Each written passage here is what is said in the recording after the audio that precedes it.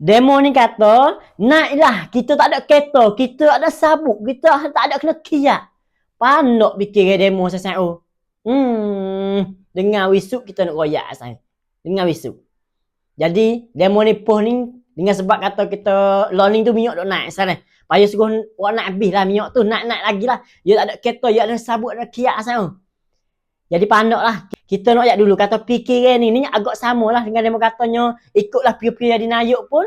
Kita kerja motang situ. Kita jual nak situ. Kita duk jual kat batas situ. Kita jadi apa pun duk jadi pos situ sana. Pandok fikir. Pandok lagu mana main nak koyak sana. Jadi contoh kata. Kita duk jual beras. Harga beras lah ni. Mudah kata harga beras. Lepas tu beras ni biasanya harga ngata tu duk gimek kok bakok mari tu orang demo kita ni sana. Harga ngata biasanya pakai modal 1 kok. Contoh 1 kok sana harga minyak ngata. Tapi buah minyak naik ni sana. Harga ngata je kena naik pula. Naik apa? Naik kat 200. Lepas tu kita tanya saya. Harga beras tu saya kata duk harga tular ke you nak naik. Fikir Meme je kena naik ke kena sana. Lepas tu pula sana. Boh kata kita pergi beli nasi tamsang. Nasi masak panas sana. Nasi tamsang lah sana. Duk jual kat kedai tu lah. Pas nasi tamsang ni ambil beras mana? Ambil beras sini. Pas beras harga naik. Bila pergi jual di kedai you pula. Saya kata. You nak jual harga tular ataupun you nak kurang nasi. Jadi nasi kita duk makan 3 mulut tu. Jadi 2 mulut. Tu adalah jalan you boleh. Yalah sana. Jual kedai boleh buat 2 jalan. Yang pertamanya you boleh kurang nasi kita. Hak nasi tu nak makan 3 mulut, jadi buat ada 2 mulut saja kenyih. Tak kenyih kata sana. Lepas tu yang keduanya, you kena nasi bekas tular, super tular, tapi harga kena naik. Tu ya jalan saya nak katanya. Bila minyak naik, semua akan naik belaka. Tak kira lah sah. Kira kata lagu ni sana. Kita tengok berita ni. Kereta seruk taik lagi naik harga. Pas kereta lain lagi kita ngata barang kosong, kita duk asam barang online tu.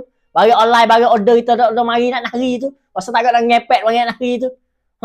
Saya kata nak dah harga ngata dia tu. Tak okey, tak nak saya.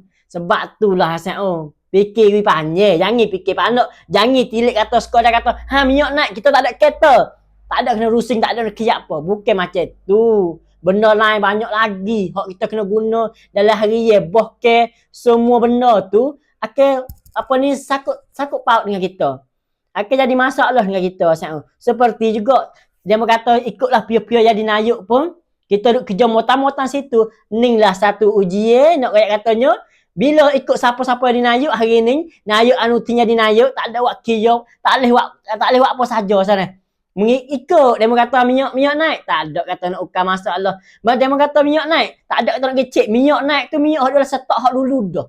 Minyak hak dulu lah. Saya ingat minyak dalam setok hak dulu. Dia kata lah. Dia ambil minyak hak dulu duk ladang dah. Mari jual dengan harga mahal. Mari jual dengan harga learning. Contoh kata sana. Contoh kata saya faham mudah-mudah. Tepung kita ni sana. Hak ni tepung. Lepas tu hak ni tepung harga-harga baru ni. Hak ni tepung hak dulu kita dadah ni. Lepas tu demo ni jual dengan harga-harga baru sebab demo rumit dah. Lepas tu kita pun nak pergi jual agak mengikut negara orang lain. Nak pergi ikut praktik apa ni Singapura tu. Nak pergi jual harga ikut praktik Singapura. Sedekah kita ni hak dulu lagi dah minyak ni. Hak minyak dulu lah. Tapi nak pergi jual harga dengan hak dia. Mana boleh makan lapor. Kalau Islam kita ni haram buat lagu ni. Jual barang lama, jual barang hak dulu hak kita beli murah ni mari jual di mahal. Haram kalau Islam kita ni. Kayak geno sana.